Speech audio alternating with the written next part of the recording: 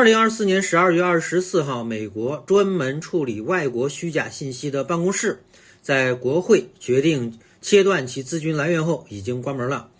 这次呢，省下的钱不多，但这是马斯克效率部开的第一枪。其实早在半年前，马斯克就曾经说过，我们都知道现在联邦That's the confounding part here. Yeah. Is we're acting against our own self-interest. You know, when you look at, we do have to make, putting aside fresh water, but hey, you know, the rocket makes a lot of noise. So I'm certain there's some complaints about noise once in a while, but sometimes you want to have a party where you want to make progress and there's a little bit of noise. Therefore, you know, we trade off a little bit of noise for massive progress or even fun. Yes. So like, when did we stop being able to make those trade-offs? But talk about the difference between California and Texas, where you and I now reside. Texas, you were able to build the Gigafactory. I remember when you got the plot of land, and then it seemed like it was less than 2 years when you had the party to open it. Yeah. From start of construction to completion was 14 months. 14 months. Is there anywhere on the planet that would go faster? Is like China faster than that? China was 11 months. Got it. So Texas, China, 11 and 14 months. California, how many months? And just to give you a sense of size, the Tesla Gigafactory in China is 3 times the size of the Pentagon. Which was the biggest building in America? No, there are bigger buildings, but the Pentagon's a pretty big one. Yeah, or it was the biggest. In units of Pentagon, it's like 3. Okay, 3 Pentagons and counting. Yeah. Got it. In 14 months. Just the regulatory approvals in California would have taken 2 years. Yeah. So that's the issue. Where do you think the regulation helps? Like for the people that will say, we need some checks and balances. We can't have some, because for every good actor like you, there'll be a bad actor. So where is that line then? Yeah, I mean, I have in sort of doing a sensible deregulation and reduction in the size of government is just like be very public about it and say like, which of these rules do you, if the public is really excited about a rule and wants to keep it, we'll just keep it. Yeah. And here's the thing about the rules: if the rule is turns out to be a bad, we'll just put it right back. Okay, and then problem solved. It's like it's easy to add rules, but we don't actually have a process for getting rid of them. That's the issue. There's no garbage collection for rules. When we were watching you work, David and I and Antonio, in that first month at Twitter, which was all hands on deck, and you were doing zero-based budgeting, you really quickly got the costs under control. And then miraculously, everybody said this site will go down, and you added 50 more features.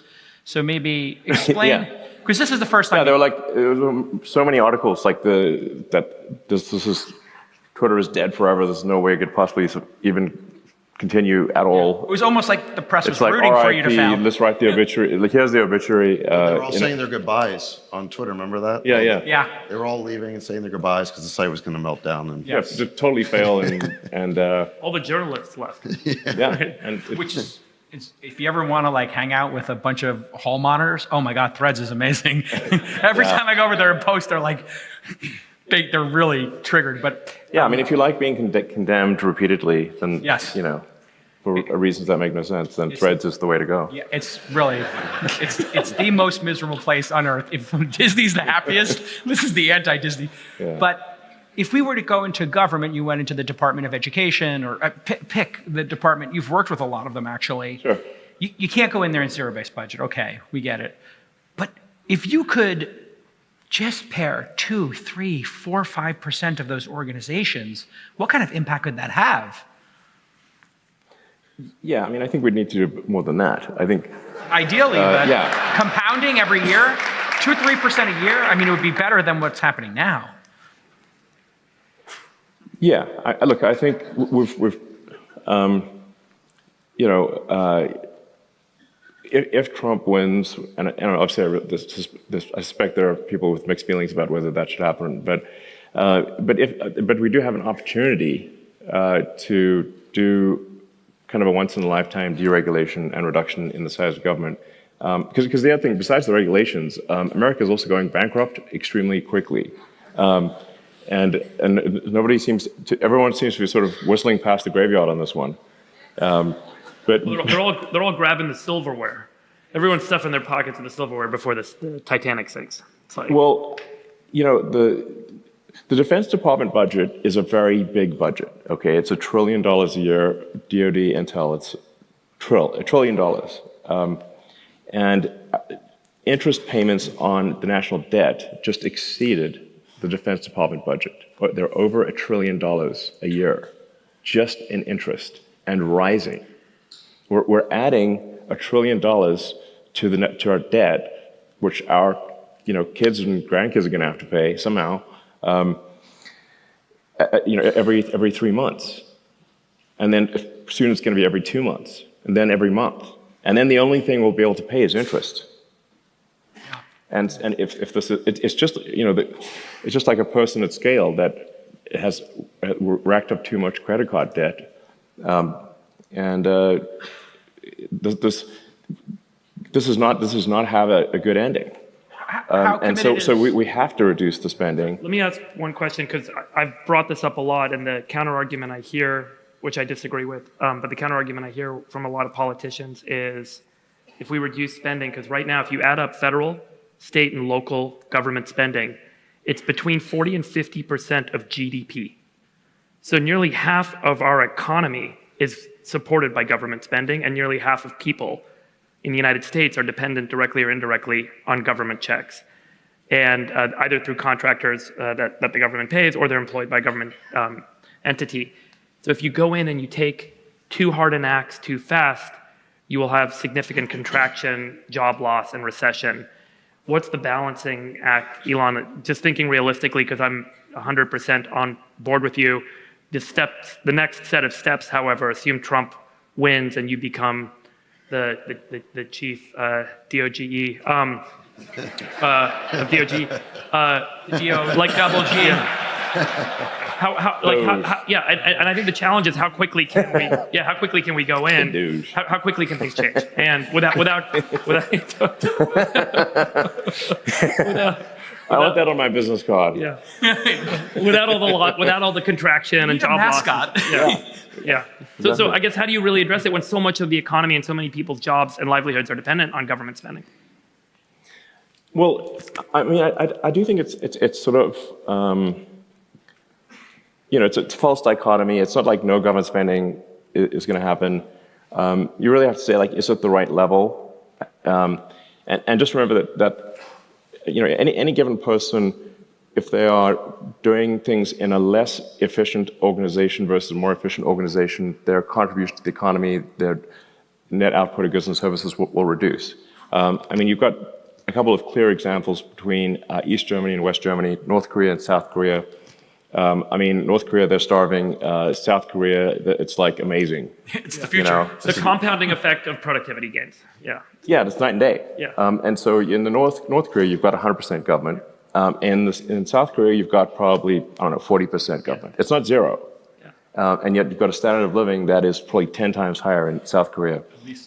At least, exactly. And then East and West Germany, in West Germany, you had, just thinking in terms of cars, I mean, you had BMW, Porsche, Audi, Mercedes, and East Germany, which is a random line on a map. The only car you could get was a Trabant, which is basically a lawnmower with a shell on it. And it was extremely unsafe. There was a 20-year wait.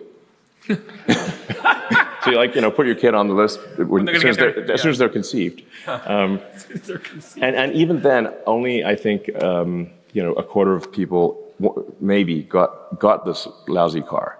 And it's just the same. So that's just an interesting example of basically the same people, different operating system. Yeah. And it's not like West Germany was some a capitalist heaven. It's quite socialist actually. So when you look, probably it was half government in West Germany and 100% government in East Germany.